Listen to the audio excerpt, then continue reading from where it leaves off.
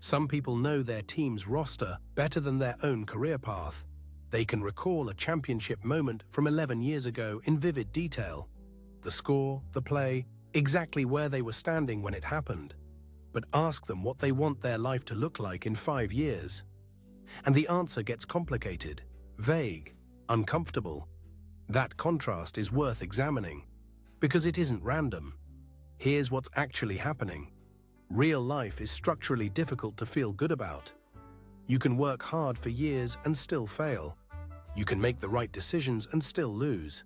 And even when things go well, the feedback is slow, delayed by months, sometimes years. The connection between effort and outcome is murky at best. Sports solve that problem completely. 2 teams, clear rules, 1 scoreboard. A few hours and the world makes sense again. Someone won, someone lost. Everyone knows exactly why. The human brain doesn't just prefer that kind of clarity. It craves it. Because uncertainty isn't just uncomfortable, it's cognitively expensive. The mind burns energy managing ambiguity, and sports offer a temporary, complete relief from that cost. But the pull goes deeper than clarity. For most of human history, survival meant belonging to a group. Your tribe protected you, fought alongside you, celebrated victories with you. The boundaries between tribes were life and death. Modern life dissolved most of those boundaries, but the instinct underneath them never left. Sports brought it back. 2 groups, 2 colors, a shared enemy across the field. The stadium becomes a symbolic battlefield, safe enough to be legal, real enough to feel urgent. And this is where the psychology gets genuinely uncomfortable. Because sports don't just offer belonging, they offer victory without the risk of personal failure. In real life, success is slow. Failure is public.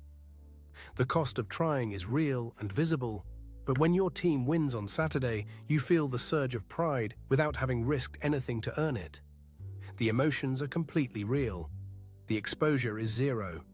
Psychologists call this identity fusion, the process by which a team's identity gradually merges with your own.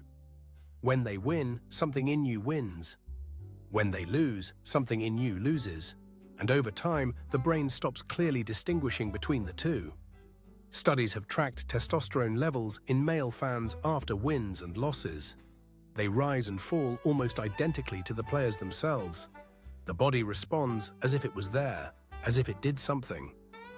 That's not a metaphor, that's physiology. But here's the question the research quietly raises.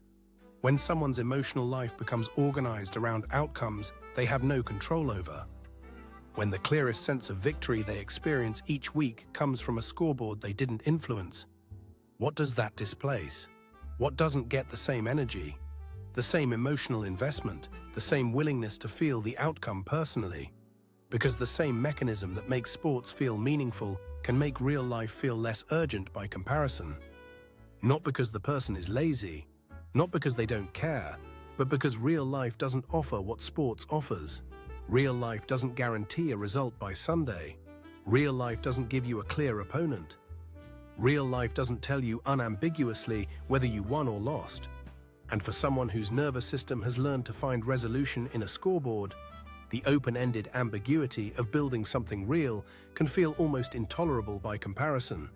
That's worth sitting with, not as a judgment, but as a question. And real life will keep waiting, patient, ambiguous, asking something sports never does, that you show up with something actually at stake. If that reframe landed somewhere unexpected, pay attention to that. This channel looks at the psychology underneath behavior most people never think to question. Subscribe if that's what you're looking for.